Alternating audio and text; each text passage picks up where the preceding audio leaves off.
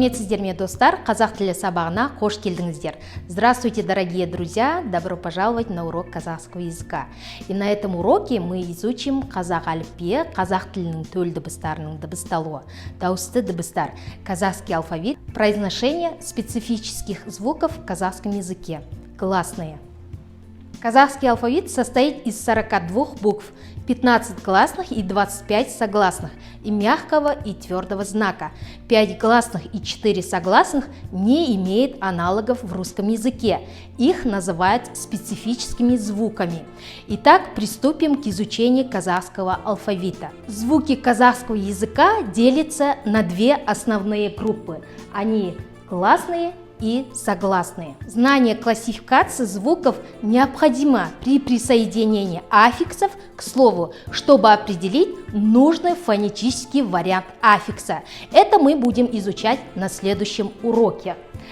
Так, посмотрите, пожалуйста, гласные звуки как у нас делятся. Гласные звуки у нас делятся на две группы. Это твердые и мягкие. Твердые – это А, О, и У.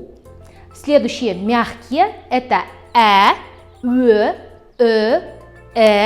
Е, И.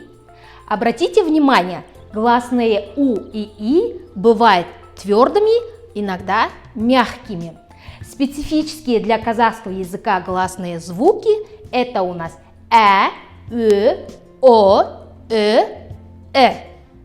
Теперь рассмотрим, как произносятся казахские специфические звуки гласные.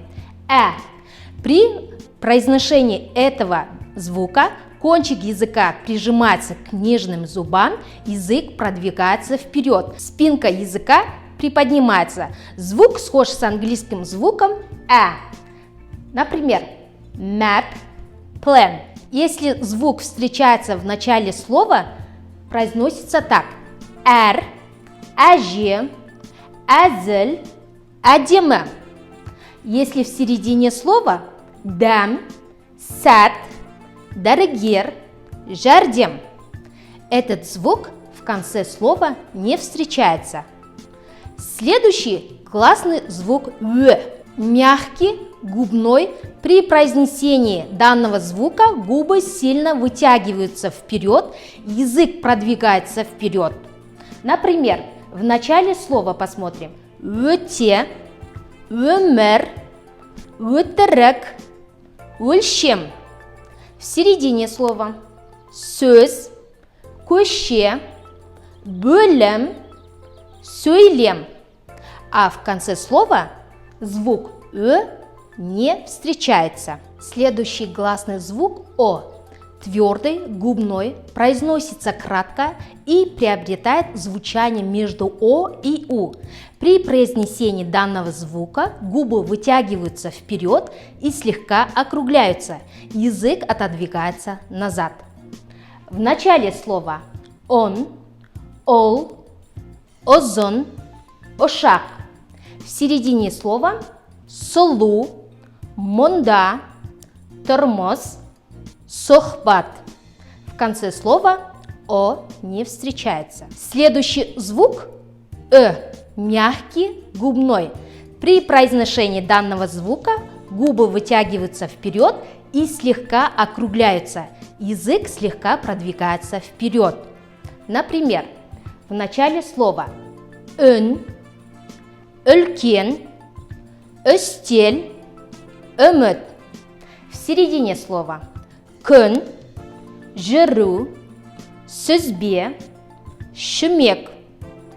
В конце слова как же О не встречается. Следующий звук мягкий, сверхкраткий, язык более продвинут вперед, чем при произнесении Кончик языка касается нижних зубов, произносится сверхкратко. Например, в начале слова эс, эшу, эздеу, ірімшік.